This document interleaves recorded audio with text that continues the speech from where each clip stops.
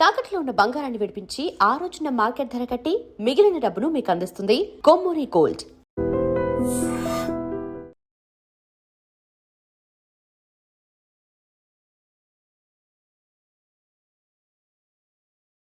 మనం మాత్రం మనుషులం కాదా? మనకి కోరికలు ఉండవా? ఇప్పుడు మనం ఆలోచించాల్సింది అది కాదు, రేపటికి ఎవరిని చంపాలి. కాలనీలో ఎవరు సార్?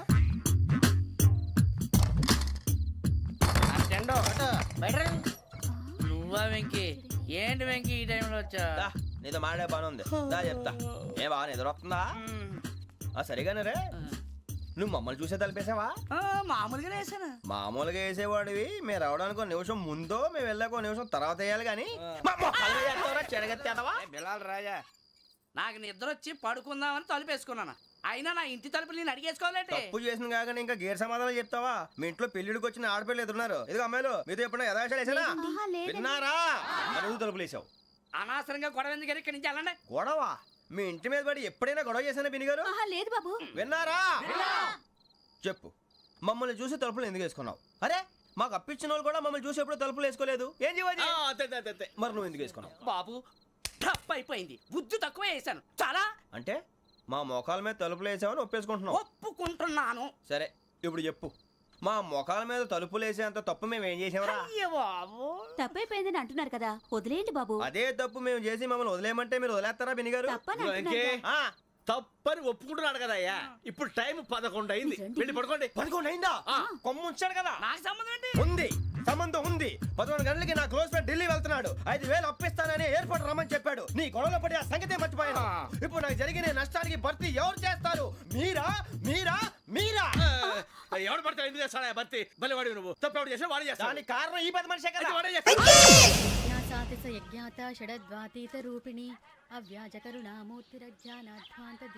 బీరు రమ్ము కలపకూడదు, తలకే పట్టేసింది.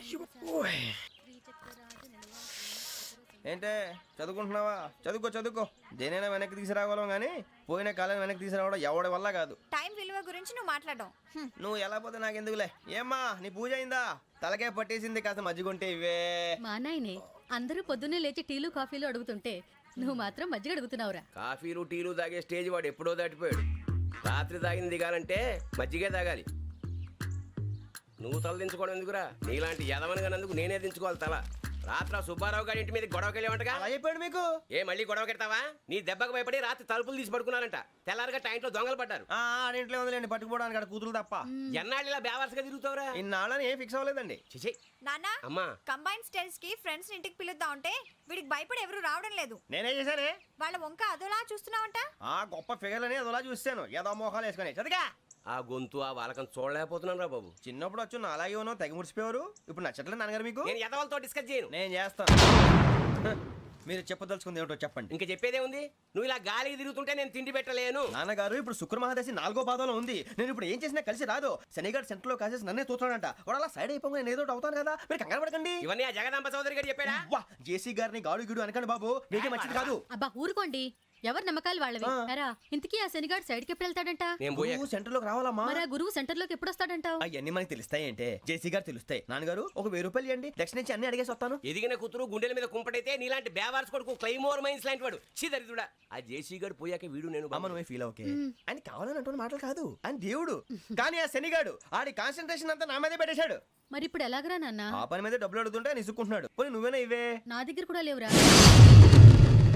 తెలుగు భాషలో నాకు నచ్చని ఒకే ఒక్క పదం లేదు.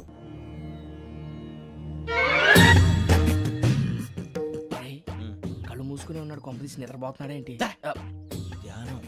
కళ్ళు మూసుకొని ఎవరినో కాంటాక్ట్ చేస్తున్నారు. అవునా? అబ్బా రామ్ ప్రసాద్, నీకు నిజం చెప్పాలంటే బాధగా ఉంది, కానీ చెప్పక తప్పదు. ఎందుకంటే అది నిజం కాబట్టి. Correct sir, correct. ఏంటి సార్ అది? నీకు 40 ఏళ్ళు వచ్చే వరకు కష్టాలు తప్పవు గురూజీ. అవి మామూలు కష్టాలు కావు, అష్ట కష్టాలనే చెప్పాలి. ఉదాహరణకు అవి ఎలా ఉంటాయంటే, దొరక్క నీకు ఫుడ్ దొరికితే అది నీ నోటికందే లోగా నీ కాలో నీ చెయ్యో తగిలే మట్టిపాలైపోతుంది. నీ వాకలికి తట్టుకోలేక అప్పు కోసం ఎండను పడి వెళితే అక్కడ తాళం వేసి ఉంటుంది. మరో కఠోరమైన నిజమేమిటంటే, నీ దరిద్రాన్ని చూసి భరించలేక నీ భార్య లేచి వెళ్ళిపోతుంది. ఒక్కతేనా ఎవరితోనన్నా? తప్పు. అతని దురదృష్టాన్ని చూసి ఎగతాళి చేయకు రమణ. Sorry sir. ఇదయ్యా రాంప్రసాద్, నువ్వు ఈ 40 ఏళ్ళు ఈ నరకాన్ని అనుభవించక తప్పదు. 40 ఏళ్ళ తర్వాత అలవాటైపోతుంది. ఇక నువ్వు వెళ్ళొచ్చు. ఏమో వెంకటేశ్వరరావు, కులాసైనా రమ్మన్నారట. నీకు శుభవార్త చెబుదామని పిలిపించాను. ఏంటి గురూజీ? నీకు శుక్రమహాదశ ప్రారంభం అవబోతుంది. అంటే సరిగా సెట్ అయిపోయినట్టేనా? ఆల్మోస్ట్ అయిపోయినట్టే. మీరంతా టోపీలు పెట్టుకునే ఉద్యోగాలు కూడా చేసుకుంటారు. ఇప్పటిదాకా మేమందరికీ టోపీలు పెట్టాం కానీ మాకు మేమే టోపీలు పెట్టుకుంటాం ఎప్పుడు అనుకోలేదు గురూజీ. అదే విధి. మరి ఇప్పుడు బిల్ల బంటోతు నుంచి బీట్ కానిస్టేబుల్ వరకు అందరికి నెత్తిమి టోపీలు ఉంటాయి. అందులో ఏ ఉద్యోగం? ఎస్ఐ గారు కూడా టోపీ పెట్టుకుంటారు తెలదా? ఏది మన చదివే చదువులకు ఎస్ఐ ఉద్యోగాలు ఇస్తారేంటి? గ్రహాలు శాసిస్తున్నప్పుడు చదువులతో పని లేదు. ఏబిసిడీలు చదివినా చాలు మీ జీవితాలు విచిత్రమైన మలుపులు తిరుగుతాయి. మీకు విపరీతమైన ఫాలోయింగ్ వచ్చేస్తుంది. మీరు చాలా ఫేమస్ అయిపోతారు. వింటానికి చాలా బాగుంది. ఇప్పుడు మమ్మల్ని ఏం చేయమంటారు గురూజీ? ఏమీ చెయ్యదు. వెయిట్ చేయండి. కాలం కలిసి వస్తే అదృష్టమే మిమ్మల్ని గేలం వేసి పట్టుకుంటుంది. అంతవరకు వెయిట్ చేయండి. వెయిట్ చేసి కొంచెం వెయిట్ కూడా పెరిగింది. అయినా పర్వాలేదు, వెయిట్ చేస్తాం. అందాక ఏ అప్పు సపోర్ట్ చేసుకుని తాగుతాం. బ్రతుకుతాం అన్నట్టు అప్పు అంటే గుర్తొచ్చింది. అప్పు మీద మీ అభిప్రాయం ఏంటి గురూజీ? ఏంటరా ఇంత నుంచి మీకు ఎదుగుతున్నాను రా. ఇక్కడేం చేస్తున్నారు? ఏ మన టైం బాగుందిరా. ఎవడన్నా అప్పిస్తున్నాడా ఏంటి? కాదురా, ఉద్యోగాలు ఇస్తారమ్మన్నాడు. గురూజీ చూసారా, చౌదరిగా చెప్పింది నిజమే. మరి శుక్రమహాదేశ్ మొదలైంది. ఇంతకీ ఎవరా మహానుభావుడు? నమస్కారం. అయినా నేను చెప్పింది. ఆహా, సాక్షాత్ ఎంప్లాయ్మెంట్ ఎక్స్చేంజ్ నడుచుకుంటూ వస్తున్నట్టు ఉంది. పదండి పట్టేద్దాం. నమస్కారం సార్. నమస్తే. వీలే సార్ మా ఫ్రెండ్స్. నమస్తే. నేను చెప్పానుగా భగవాన్ గారు. ఆహా, పేర్లోనే దేవుడు ఉన్నాడు. లోపల కూడా పాజిటివ్ థింకింగ్ ఎక్కువ. ఇంతకీ మీరు ఇండియానా చైనీసా? India sir. మా ఫేస్ చూస్తారు అనిపించలేదు మీకు? భలే కామెడీ ఫీల్ ఉన్నాడు. నేను అడిగేది ఇండియన్ రెస్టారెంటా చైనీస్ రెస్టారెంటా అని. నేనేది ఓపెన్ గా డిస్కస్ చేయను కదా. పేరు చూసి స్కూల్లో డిస్కషన్ పెడతాడు అనుకుంటే వీటేంట్రా హోటల్ అంటున్నాడు. బాబు ఎట్ ఫీల్ అవుతున్నాడు. అంతా మీ ఇష్టం ఉంటున్నారు సార్. ఫస్ట్ చైనీస్ రెస్టారెంట్ కి వెళ్దాం. నెక్స్ట్ అక్కడ డిసైడ్ చేద్దాం. చాలా ఇబ్బంది పడుతున్నట్టున్నారు. నువ్వు చేత్తో తినే బాబు. నేను జనరల్ గా చైనీసే ప్రిఫర్ చేస్తాను. ఫ్యాట్ కంటెంట్ తక్కువ ఉంటది కదా. రేపు నుంచి మేము కూడా ఇదే ఫాలో అవుతాం. ఇంతకీ మీకు స్టీల్ ప్లాంటా, షిప్ యార్డా, ఏషియాడా, జింక, బంకా? బంక, హెచ్పిసిఎల్. ఇవన్నీ దేనికి సార్? దేనికేంటి? ఉద్యోగం చేయడానికి. మీకు ఎందులో కావాలో చెప్పండి. నేను అమలపోతున్నారా? ఏంటయ్యా డిస్కషన్స్? మాకు నీ ఛాయిస్లు ఉంటాయి అనుకోలేదు. మీరు సడన్ గా జింకు బంకు అంటే సింక్ అవడానికి కొంచెం టైం పట్టింది. అదే అదే జేసీ గారు టోపీలు పెట్టుకుని ఉద్యోగం అన్నారుగా. వీటిలో టోపులు పెట్టుకునే జాబ్లు ఎక్కడ ఉన్నాయండి? అన్నిటిలోనే ఉంటాయి. వాటిలో కూడా ఉంటాయి. వాచ్మెన్ ఉద్యోగం కావాలా? ఇంతకీ మీరు అనే జాబ్ ఏంటి సార్? నేను చెప్పేది టోపులు పెట్టుకునే ఉద్యోగం కాదు, టైల్ కట్టుకునే ఉద్యోగం. అది టైల్ కట్టుకోవటం మాకు రాదు. వాళ్ళు కడతారులే. ఇంతకీ మీకు జిఎం కావాలనా, ఏ జిఎం కావాలనా? అట్లా పిలుస్తున్నాడు చూడు బాబు. జిఎం అడిగితే ఎలా ఉంటుందంట? ఏజీఎం అంటే వింటానికి కొంచెం పెద్దదిగా ఉంది. ఏజీఎం ఇప్పించండి సార్. అనుకున్నాను నువ్వు ఇది అడుగుతావని. జిఎం అంటే జనరల్ మేనేజర్, ఏజిఎం అంటే అసిస్టెంట్ జనరల్ మేనేజర్. తూచండి, మాకు జిఎంఏ కావాలి సార్. అది సరే కానీ భగవాన్ జీ, ఈ ఉద్యోగాలకి టోపులు పెట్టుకుని వెళ్ళొచ్చా? నీ ఇష్టం వచ్చినట్టు వెళ్ళొచ్చమ్మా. అయితే నాకు జింక్లో నాకు స్టీల్ ప్లేట్ నాకు బంకులో గానీ. కన్ఫ్యూజ్ చేయగానే ఆయన్ని అందరికీ ఒక చోట ఇప్పించండి సార్. కలిసి పని చేసుకుంటాం. జీతం ఎంతండి? 30,000 అంటే 40,000. వడ్డీ ఎంత? అప్పు కాదయ్యా, నీకు ఇచ్చే జీతం. అంటే తిరిగి ఒక్కలేదా? ఫ్రస్ట్రేషన్ లో ఉన్నట్టున్నాడు. అవునండి. నువ్వు ఇచ్చిన వాళ్ళు తీసుకోరు. మాకు అవసరం కూడా అదే. అంతేకాదు ప్రతి నెల గ్రాట్యుటీ, పిఎఫ్, సిఎఫ్. బియ్యం కూడా సార్? ఏ నువ్వు యాక్ట్ చేస్తావా? భగవాన్ జీ, మీరు ఇదంతా ఎందుకు చేస్తున్నారు? ఊరికే మాత్రం కాదు. నేను మంచోడని చెప్పి నా కారు పెట్రోల్ లేకుండా వెళ్తుందా? వెళ్దాం. నేను ఇచ్చుకోవాల్సినవి ఉంటాయి కదా. ఇలా చూడు, అందుకని ఉద్యోగానికి వాళ్ళ ఆకారం తీసుకుంటా. మా గెటబుల్ చూసి మీరు అపార్థం చేసుకుంటున్నారు. మాకంత పొజిషన్ లేదండి బాబు. ఓ నలుగురు కలిసి ఉద్యోగం చేసుకోవచ్చా? మీ దరిద్రం నాకు అర్థమైంది. మీ నలుగురు కలిసి ఓ ₹1,00,000 ఇవ్వండి చాలు. నేను నమ్మనరా, డబ్బుల విషయంలో అసలు నమ్మను. నాన్నగారు మీరు అలా అంటాం భావ్యం కాదు. ఏదో జేసీ గారి సిఫార్సు వల్ల శని గారు సైడ్ అయ్యి శుక్రమహాదేశం మొదలైంది. ఉద్యోగం దానంతటి అదే వెతుకుంటూ వచ్చింది. అందుకని ఇంకేం కావాలో చెప్పండి. స్టీల్ ప్లాంట్ లో జీఎం అని పెద్ద పోస్ట్ అమ్మా. జీతం 30,000, నెల నెల ప్రమోషన్లు, సిఎఫ్లు, డిఎఫ్లు, పిఎఫ్లు, బిఎఫ్లు. ఇవన్నీ నువ్వు చదివిన చదువుకే? అబ్బాబే, దీనికి చదువుకి సంబంధం లేదండి. చెప్పాను కదా, శుక్రమహాదశ. అది దాని పవర్ అనుకోండి, ఎఫెక్ట్ అనుకోండి. ఈ రోజుల్లో కూడా గ్రహాలు అబ్బా ఏంటండి వాడన్న ప్రతిదాన్ని ఇలా కొట్టి పడేస్తారు. చిన్నప్పటి నుంచి లక్షల పోస్ట్ చదివించారు. అమ్మా నువ్వు లేని పోనీ పెట్టుకో. లక్షలు ఎక్కడైనా ఊరుకోరా, మాట వరుస కదాలే. ఒక 25,000 ఇస్తే వాడి జీవితం సెటిల్ అయిపోతుంది అంటున్నాడుగా. అంతగా ఆలోచిస్తారేంటండి? అమ్మా నాకు ఉద్యోగం రాగానే మీ అందరూ స్టీల్ ప్లాంట్ షిఫ్ట్ చేస్తానే. ఓకే? నువ్వు చెప్పేదంతా కరెక్టేనా? నాన్నగారు మీకు అంత అనుమానం అది ఇవ్వకండి. సర్లే, ఇప్పటికిప్పుడు అంత డబ్బంటే కష్టం గానీ నా కెనటిక్ హోండా అమ్మాలి. నాకు తెలుసు మీరు ఆ నిర్ణయం తీసుకుంటారని, అందుకే పార్టీని పట్టుకొచ్చాను. బయట వెయిటింగ్.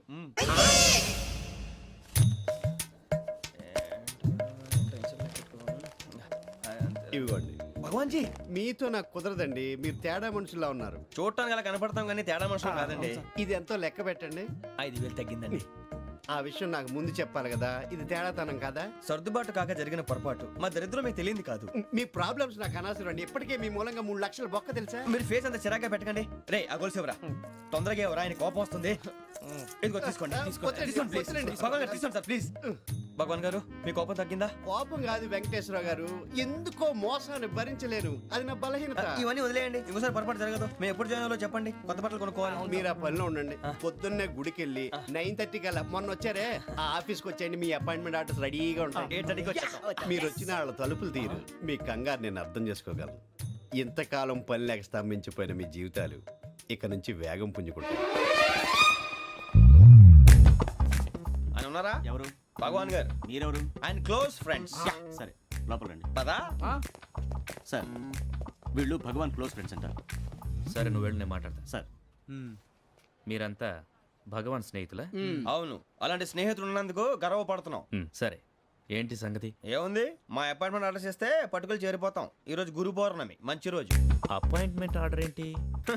మీకు అందాల్సిన నీకు అందనట్లేదు. ఏంటది? ఏంటంటావేంటి? ఒక్కోడు 25,000 ఇచ్చాం. భగవాన్ గారి హెల్పింగ్ నేచర్ కాబట్టి తక్కువ రేటుకి ఒప్పుకున్నాడు. ఇంతకీ ఇది ఏ ఆఫీసో మీకు తెలుసా? తెలుసుకోవాల్సిన అవసరం మాకు లేదు, కానీ చెప్పాల్సిన అవసరం మాకుంది. యాంటీ కరప్షన్ బ్యూరో అంటే అవినీతి నిరోధక శాఖ. లంచం తీసుకోవటమే కాదు, ఇవ్వటం కూడా నేరం. మీ భగవాన్ గారు ఒక 420. మా బాబుకి ఎన్ని తిట్లు వచ్చిన విషయం నిన్నే తెలిసింది నాకు. ఇంతవరకు మా బాబు నా ఒట్టుమే చేయలేదని మీ అందరితో గర్వంగా చెప్పుకునేవాడిని. First time man handing record దొబ్బింది. తక్కువే నా గోల్ చెలుగు లాగేస్తున్నాడు.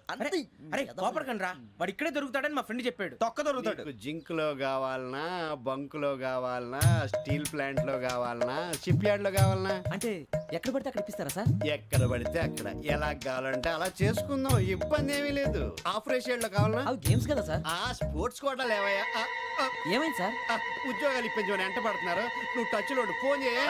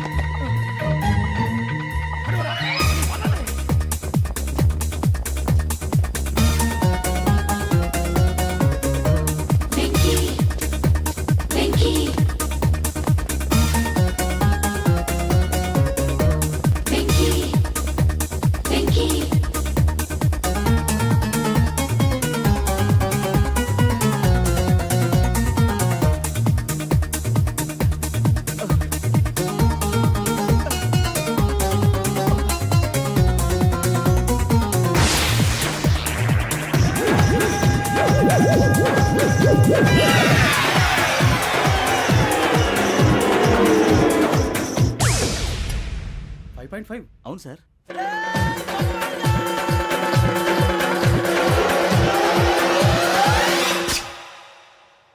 గ్రేట్.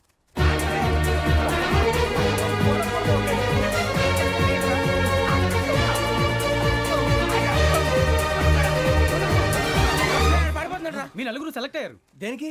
ఎస్ఐ సెలక్షన్స్ లో మీరు ఫిజికల్ టెస్ట్ అన్ని పాస్ అయ్యారు.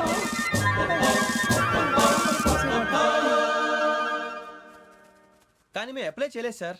అప్లై చేయలేదా? చేయి వదలకండి సార్, కాలు పట్టుకోవాల్సి వస్తుంది. రాగరాకు వచ్చిన అవకాశం. సరే, మీరంతా డిగ్రీలు పాస్ అయ్యారా? ఎప్పుడో.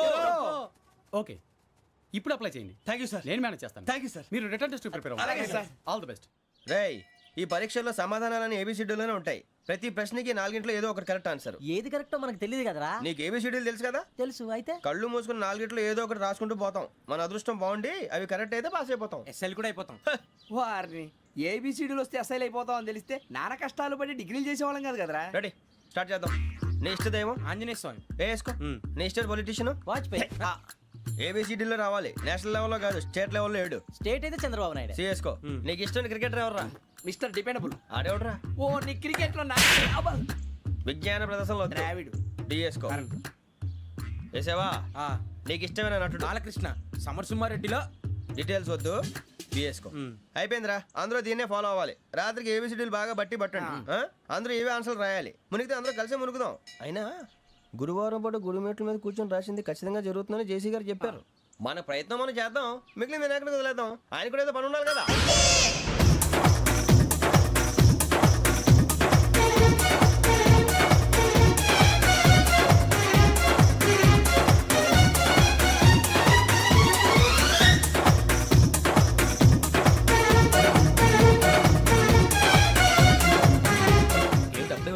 మేము దేవుడిని నమ్ముకున్నాం, అందుకే ఫాస్ట్. వాళ్ళని నమ్ముకున్నారు, అందుకే లేట్. అర్థం కాల. మా కాన్సెప్ట్ నీకు అర్థమైతే గుండా సత్తావు. వస్తా.